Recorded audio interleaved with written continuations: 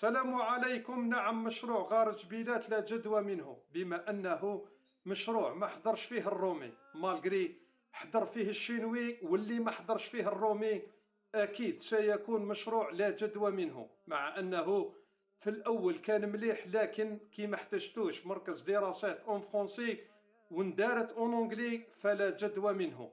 هذا هو مختصر الرسالة نتاع شنابيط المركز الثقافي الرومي، الذين ما إن قلع القطار المسبوغ بالأخضر والأحمر والأبيض حتى نلحقهم السطر، ذلك السطر الذي مر على السفير الرومي من قبل حين أمره تبون يهز قشو ويروح يعود، وهو نفسه كان داير في باله يحضر التدشين وفي الأخر ما حضرش، الأمر الذي جعل شنابيطه يتزعفوا زعاف الدراري على عمهم السفير اللي تحاوز قبل ما يشوف لون القطار اللي قلع من بشار نهار قلعت الطيارة ديالو.